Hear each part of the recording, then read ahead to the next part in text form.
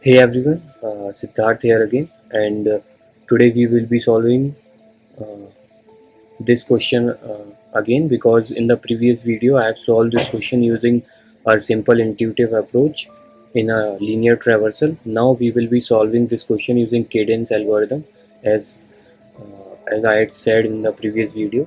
So this will going to be part 2 of that video. So in this video I will be solving this question using cadence algorithm. So in my previous video as well, I have solved another question using cadence algorithm where I have find the maximum sum. So I will suggest that you can watch that video as well for better understanding for better understanding of the cadence algorithm. So let's try to solve this question using cadence algorithm. So actually what we will going to do to solve this question is that we will keep track of the maximum and minimum product up to the element where we are currently in the loop. So first we will store this 6 in our maximum and minimum product, and after that we will start traversing into our array. You will understand when we will code it out why we are doing this. So we will keep track of minimum and maximum product. So we will start traversing from -3, and what we will do, we will multiply this -3 to our current maximum and minimum product, and we will find using math.max of this -3 and this -18 because the sum will going to be product will going to be -18 here. So after finding maximum and minimum product till here, what we will do, we will find our answer using math.max of maximum and our answer. But there is condition also. If we encounter any negative number in our array while traversing, we will try to swap our maximum and minimum product, because as we multiply greater value to minus, it will become minimum. Suppose our maximum is currently, suppose it that our m is equal to maximum product is equal to 10. So if we encounter in this case we will encounter -3 and our minimum is 2. So after multiplying this -3 to 10, it will become minus 30, and after multiplying this -3 to 2, it will become -6. So here it is -30 and here it will going to be -6.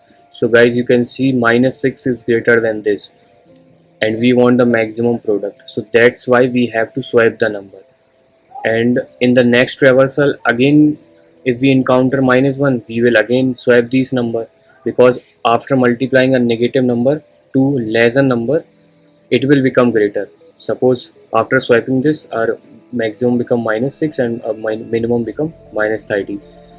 So if we multiply -10 to -6, it will become 60 only, and if we multiply this -10 to -30, it will become 300.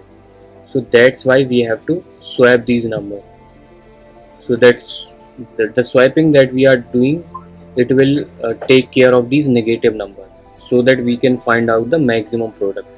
Now let's code it out. Okay, so in the first place, what we will going to do, we will create our maximum product. We will assign it to array 0th element. Now we will create minimum product and we will assign it to array 0 as element as well. Now we will create our answer, which we will assign to array 0 as well.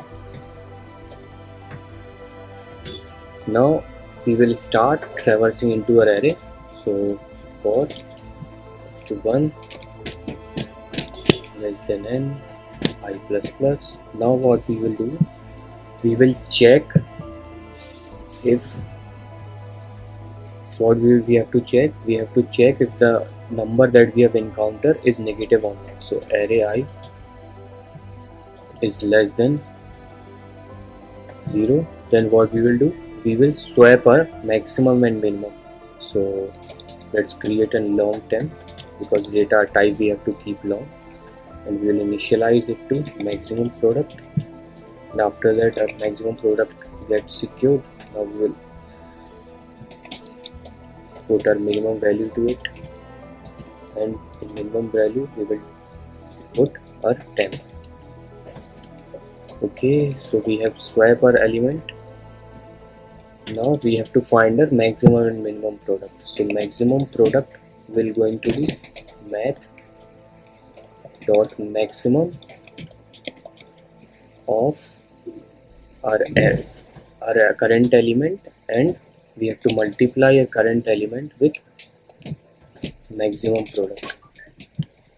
So in this way we will able to find the maximum product, and let's find the minimum product as well. So let's just copy paste this, and we have to change here minimum product math dot min, because we have to find the minimum, and array I into minimum product. Okay, so after finding the maximum minimum product, the answer will going to be, okay, let's update our answer. So answer will equals to math dot maximum of answer and maximum product. Okay, and now we will return our answer. So let's try to run this code. Hope it will work fine. Okay, there is issue. Math dot max of answer,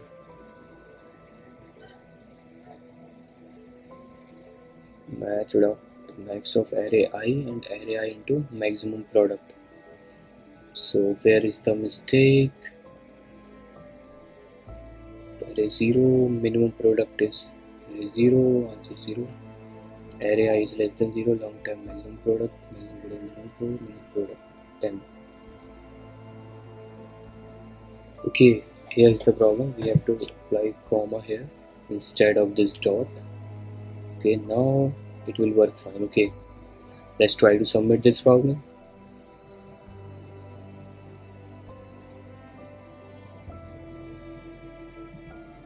Okay, so we have solved this question in using cadence algorithm as well. But I will say in the interview we have to like discuss the most intuitive approach. After that we can discuss this also. So thank you, see you in the next video, bye.